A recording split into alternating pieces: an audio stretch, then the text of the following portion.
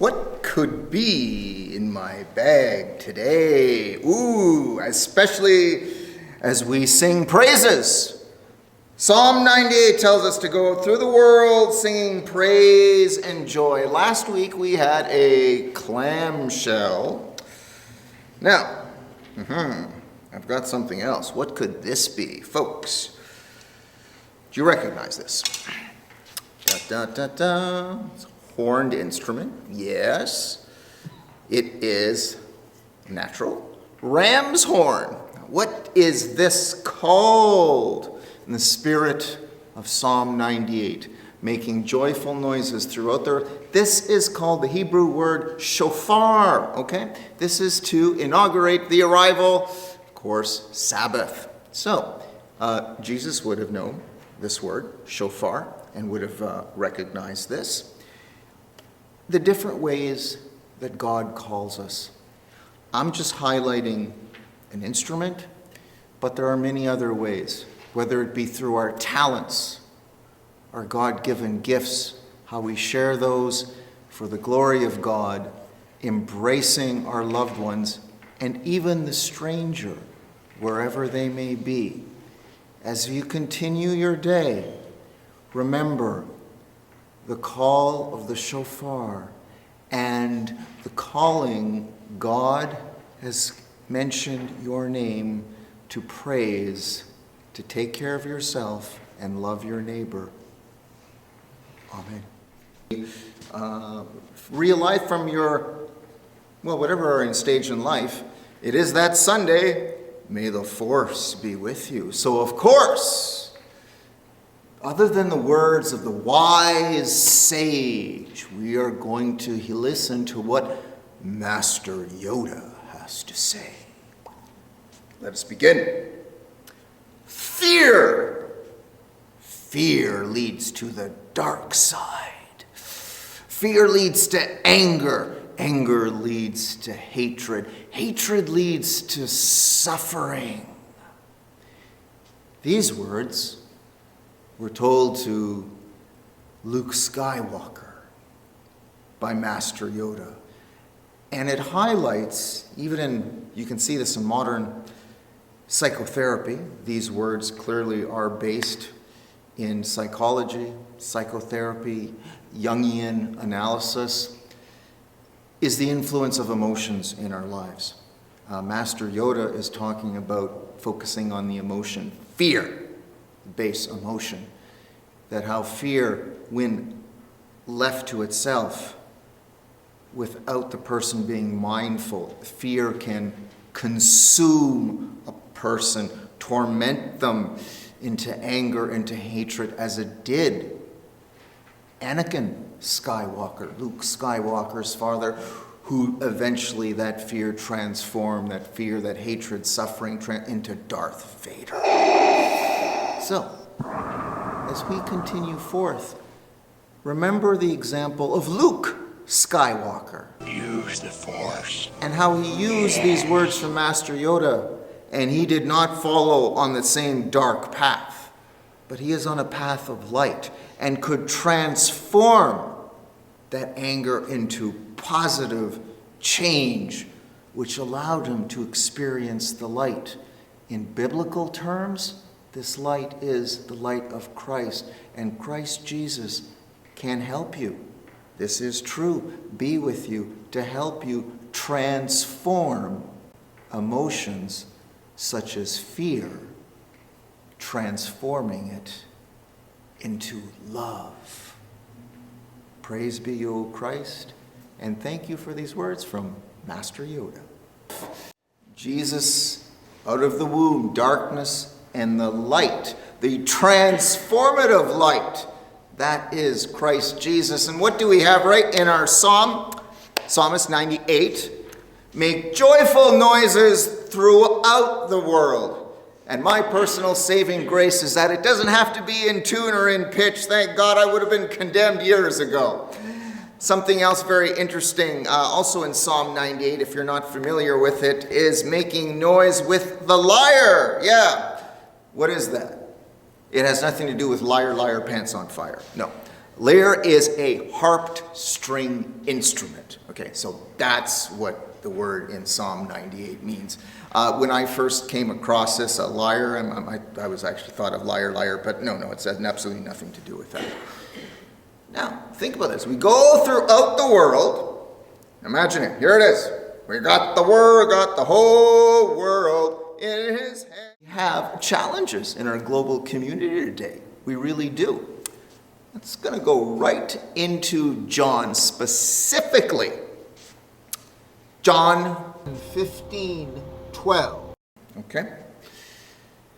The commandment of God. Okay? To love your neighbor as Jesus has loved you. No commandment greater than this is to laying one's life down for another. This is significant from the Gospel of John. What could the evangelist John be talking about this? And how, I always love this part, we take something 2,000 years ago and it's actually very applicable in our world today. I'm going to give you an international and a local example of John, right from our gospel passage. Okay, we had the whole world. Okay, there you go. Now, what's going on right now? Well, look, we still have the screens going forth. We have a challenge with COVID. Yeah. All the headlines. It looks like the end of the world gets frustrating. We may even get angry because our sense of normal has been turned upside down. We may only be able to see our loved ones through a screen. It's hard to continue on with our normal worship life. A lot of it's done through funny things called Ecamm and Zoom.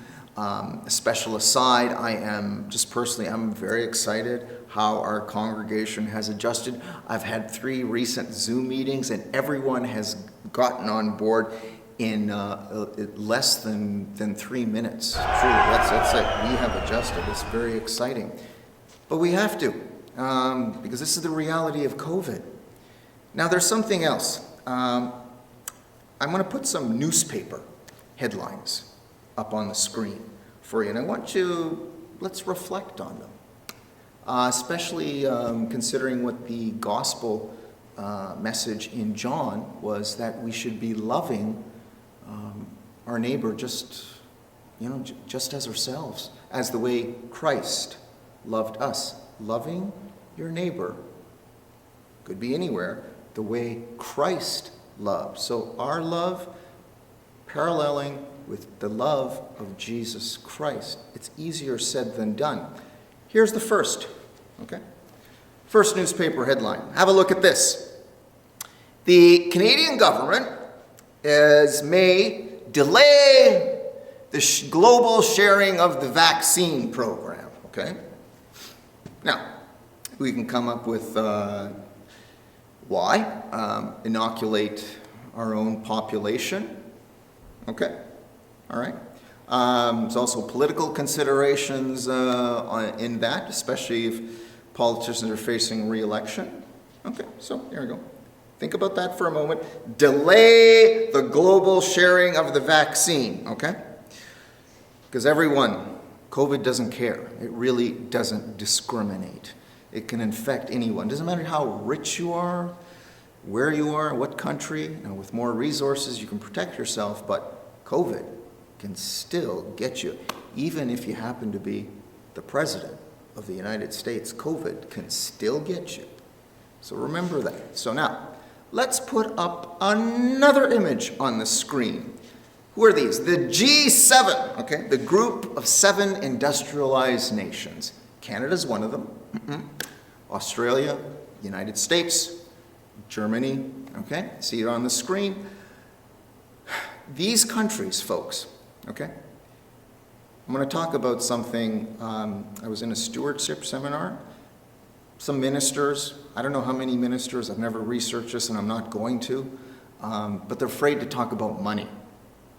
I remember one of the clergy after my dad died, He wouldn't say the word money. He would always say M-O-N-E-Y. I always enjoyed that because then after I like to respond like our Psalm 98 refrain, B-I-N-G-O, bingo. I'm not afraid to talk about money. No, I think we have to talk about it, especially what's going on right now. And that headline I put up on the screen, that Canada is going to delay its participation in the global sharing of the vaccine, okay? There's consequences for this, folks. Consequences on both sides of the argument. Of course, my own bias, here, I'm in a church, coming to you from the church sanctuary. What would Jesus do? Here we go. WWJD. What would Jesus do with our resources? Should we? What would Jesus say to, use the resources to help out other countries, to help them inoculate their populations? We are a global village. Some countries, they have more resources and they're in a better position to inoculate their populations. Excess vaccine supply, should we share it or should we save it for a rainy day? Perhaps there could be some weird surge coming in 2-3 weeks that I have no idea about, and well, maybe we should keep those just in case. That's a fair argument. It is. But I'm going back to John, right from our gospel reading this morning. Would Jesus say the same thing? Oh, no. Actually, we should keep our vaccine supply. There's another path forward. Patents, okay? Patents. The drug companies. These patents prevent generic drug manufacturers from mass producing the vaccines. The largest vaccine manufacturer happens to be in India, the Serum Institute. India also happens to be in the biggest mess right now. It's horrible what's going on with COVID. And it's going to spread. Probably get in Nepal, neighboring countries. The trouble is this vaccine doesn't understand borders. It can easily end up hopping on a plane coming right into Pearson in Toronto. What should be done with these patents? Should the drug companies just maximize their profits from the vaccines that are being injected into your arm? You see, the vaccine supply doesn't have to be touched, but the patents can be lifted. So, generic drug manufacturers, whether it be in India or South Africa, can mass produce these vaccines for their own population, because this is a global challenge. And this also deals with money. Yes, it does.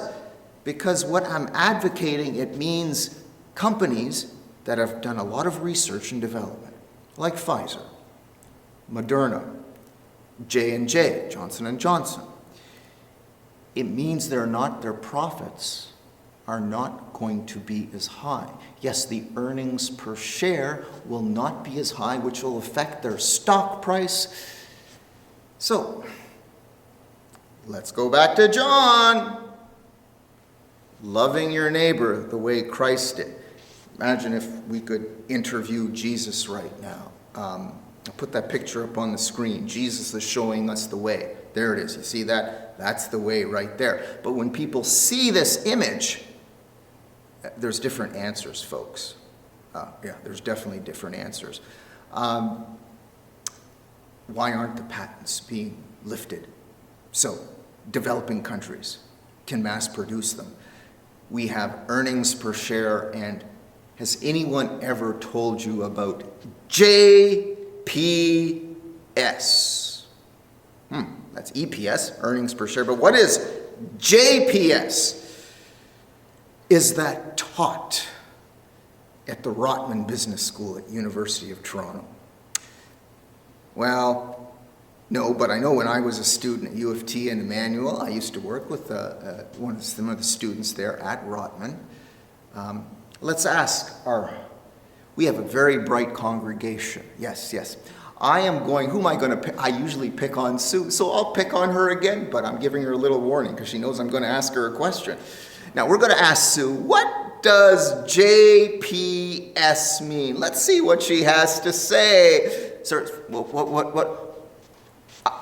Well, I am impressed. She's given me both. Truly impressive. It is true. JPS does, also is correct, it does mean the Jewish Publication Society. That is true, which we will be covering within our Bible study. Because you get a different translation than the King James Version. Okay, this is the power of language. But JPS is also Jesus per share. Oh, that's what I'm interested in. That's right. I think that's what the Gospel of John is interested. Let's put them both up on the screen. Earnings per share and Jesus per share. Because there is a cost to this, folks. I'm going to put up a screen, an image that was this morning, right off of Bloomberg. Boom. Ooh, now that's interesting. We are in Bob Cajun, Trinity United Church, and look at this. We do have one member of the group of 7, industrialization, who is now advocating that the patents be lifted so generic drug manufacturers can mass produce vaccines. There is a cost to this. Yep. The American pharmaceutical industry, it means they won't make as much money. No, it won't. It means their share prices are going to be dropping. Yes, it will. And if you happen to be a shareholder, that means the paper value will not be as high. Okay. Would Jesus advocate for something wild like this, that time to get rid of these patents and we need to mass produce these vaccines so people all around the world, especially in developing countries and impoverished communities who have no hope of having Pfizer injection. I've had one, second one's coming up in August. There's not going to be a jab in their arm anytime soon. Would Jesus advocate for something like that? How do you feel? How would Jesus react to something like this? Putting another headline right there. There you go. President Biden ruffling feathers at the G7. Very interesting. It's being led by the United States, the international community. For me, folks, this is good news, and we need to hear some good news with this crazy COVID. We all need to be inoculated, and likely what's going to happen, I don't know, because I can't tell you what's going to happen in the future, but we'll probably need booster shots as well. However, this is a global effort, okay? Think of Christ coming for all of humanity. Everyone deserves, as an inalienable right as a human being, the Jesus jab. Yeah. Regardless if they're in an impoverished village in India, South Africa, a favela in Rio de Janeiro, Brazil, people deserve this. And here's one way. There is a cost to it, though. Money, yeah. It means the pharmaceutical industry is not going to be making as much money. It means the share price is going to drop. It means the shareholders have to sacrifice some of their wealth to help out impoverished country and peoples around the world. Wow. The evangelist, John, loving your neighbor as the way Christ loved you. I want you to think about, just reflect. Reflect for a moment on those headlines I showed you. Okay, I'm going to put this one right here in the corner of the screen. That's the international example. Of course, also local. But let's go right directly to home sweet home right here. Also dealing with money, because we have a limited pool of resources in our household. Something like the M&S Fund, the Mission and Service Fund. I remember one of the experiences, my growing up in church, Stewardship Month. Some people didn't like that in the community of faith I grew up with. And I can understand why some ministers are afraid to talk about money. M&S Fund. Folks, in a time like this, COVID raging, what's something countercultural? What would Jesus do? Interesting. What would Jesus do? We might say something outlandish like, contribute more when there is a greater need. Let's look, what would Jesus do? Because I've asked myself, I'm really in my first year. I'm still getting to know this community of faith. It's challenging, but I'm doing my best. But I came here because I was called. And as you're getting to know me, I don't really view Jesus as Barney the dinosaur. I love you, you love me, and only says good, happy things to make you smile. That's not my call in life. No. Folks, let's just look right at Jesus. Matthew 25, 14 through 31. The parable of the talents. Okay, boo. Put this image on the screen now. 3, the master. Okay. There's 3 workers. The one buries his talent. Look at the master's face. Always looking at the one servant who just buries the talent. Doesn't grow. It's just buried in dirt. We've been given talents. We can work together, have faith in Christ. This takes the leap of faith. That regardless of the situation, we may be confronted with a pandemic. We are. We may be confronted with a church deficit. We are.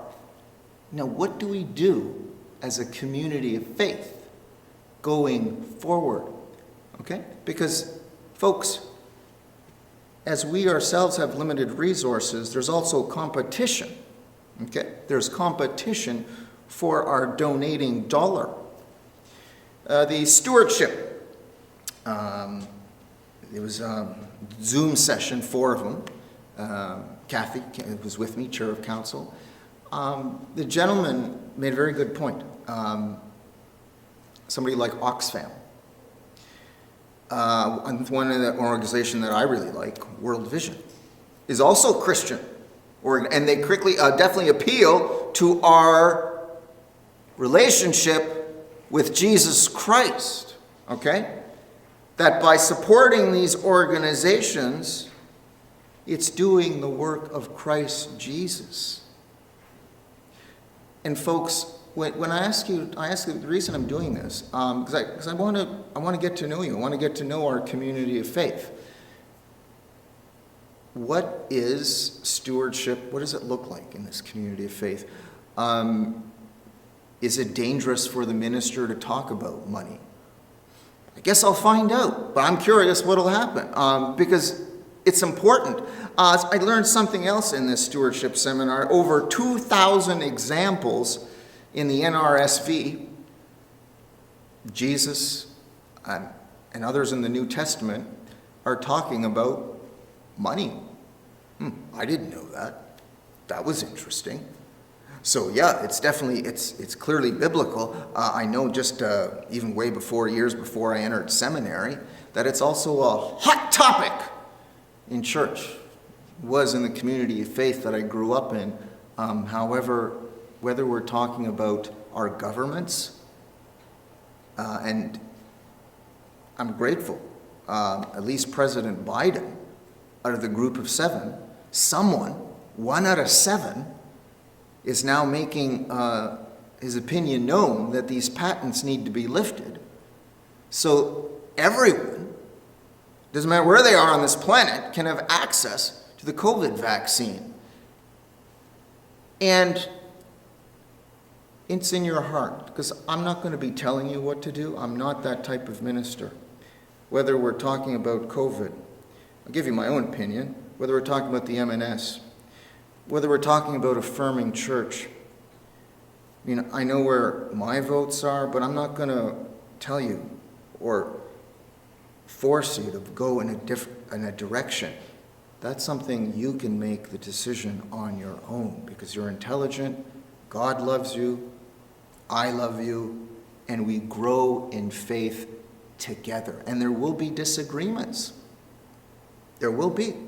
There's going to be disagreements on how to allocate money in a church budget. Yeah, I guarantee you there will be. But we need to have this conversation. Sometimes we have to talk about money as we go forth. What is our community of faith going to look like as the lockdown is lifted? I mean, what does this building look like when the communities, which were using it as rental space, return? I'm making an assumption that these communities will return. How does that? I don't know. You know, I was here when I arrived when the building was already closed. I don't know how that works. See, it's good to think about these things, just to be aware of them. Now, concluding with John, loving your neighbor no matter where they are, loving your neighbor the way Christ loved you. I want to conclude with Matthew 6:34, because I mentioned some things which I don't know what the future holds. However, I do know what Matthew 6:34 can teach us, is that to leave tomorrow's worries for tomorrow, because there are enough worries of today. Folks, I believe this is a central teaching of Jesus Christ and his non-judgmental love. That regardless of where we are in this world, regardless of the color of our skin, regardless of what religious tradition we identify, and even if we do not, regardless of what our gender identity may be, Jesus doesn't care, because we're human beings, and we should be treated equally with love. So whatever the worries are tomorrow, we'll leave them for tomorrow. Focus on the now, and let's live a fulfilled life and take the central word right out of John, which is love. And share that love with all our neighbors. Christ has died, he has risen, he shall come again. Amen.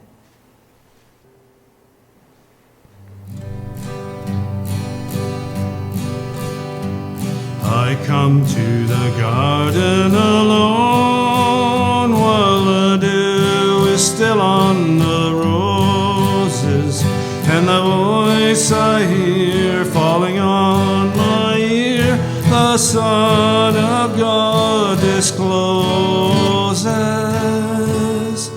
And he walks with me, and he talks with me, and he tells me I am his own. And the joy we share as we tarry there, none other has ever known. He speaks, and the sound of his voice is so sweet, the birds hush their singing, and the melody that he gave to me within my heart is ringing. And he walks with me, and he talks with me, and he tells me I am his own.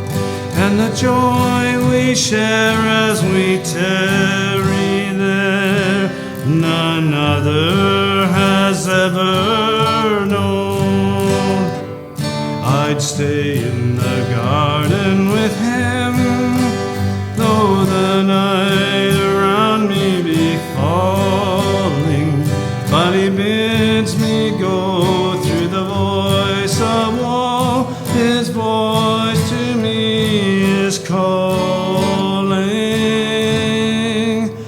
and he walks with me, and he talks with me, and he tells me I am his own.